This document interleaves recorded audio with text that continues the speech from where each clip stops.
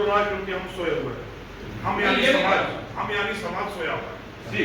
समाज जो ठेले वाला है ना वो अमेरिका से आया है, ना थाड़ी वाला ब्रिटेन से आया है, ना घर घर पहुंचाने वाला ऑस्ट्रेलिया से आया है। वो इसी समाज में पनप रहा है, इसी समाज में फल फूल रहा है और समाज आंखें बंद किए बैठा है। यदि इन अपराधियों के प्रति आपके समाज में, हमारे समाज में यह स्वीकार्यता रहेगी तो ये अपराधी हमेशा फले फूलेगा। पुलिस डाल चलेगी तो ये पात चलेगी यदि समाज सोया रहेगा तो। और एक बंद कमरे में आवाज उठाकर हमारी जिम्मेदारी खत्म नहीं हो जाती। वो जो ठेले वाला है, वो जो थाली वाला है, वो कहां से आ रहा है? यदि आपको यह पता है कि यह व्यक्ति यह काम करता है तो उस समाज में कैसे रह पा रहा है? वो आपके पड़ोस में मकान बना के कैसे रह रहा है और आप क्या कर रहे हैं? मेरा आह्वान है कि इनके खिलाफ कुछ खड़े होइए। समाज में इस तरह के अपराधी, अराजक, जरायम पेशा लोगों के खिलाफ मुहिम होनी चाहिए। इनके खिलाफ स्वीकार्यता खत्म होनी चाहिए और इनके खिलाफ माहौल बनना चाहिए। आज हमारे पड़ोस का लड़का अगर किसी लड़की को छेड़ता है तो पूरा समाज, पूरा मोहल्ला खड़ा हो जाता है कि अपने लड़के को संभालो। बट वही लड़का अगर अपनी थाली पे अपनी बेच रहा है तो सब देखते हैं और मुंह घुमा के चले जाते हैं। ऐसा क्यों है? यानी हमारे मन में कहीं ना कहीं इसके प्रति स्वीकार्यता है। हम दूसरे के कंधे पर बंदूक चला रहे कि पुलिस करे, हम क्यों ना करें भाई?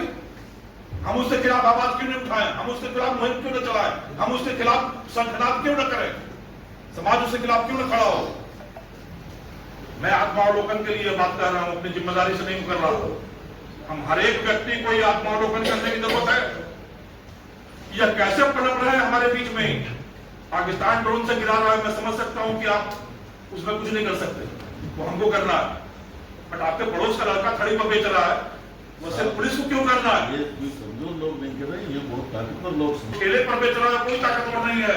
ताकतवर वह लोग हैं जो इस चीज के पैसे को जमा करा के एक सिंडिकेट चला रहे हैं, वो ताकतवर है।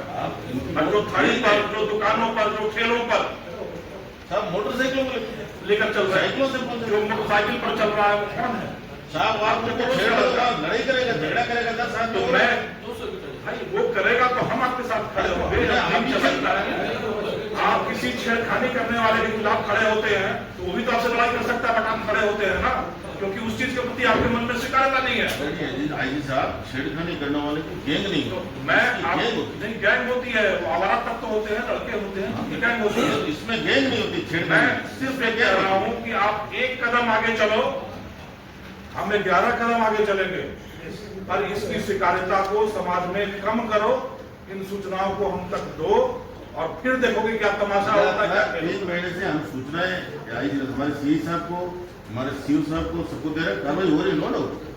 लेकिन यह जड़ से तभी खत्म होगा जब हम सब मिलकर खड़े हों। हम तो, मैं आपको ये कह रहा हूँ कि गैंग वाले जो लोग हैं ना, इसमें क्या डर है, इनके पास हथियार भी होते हैं।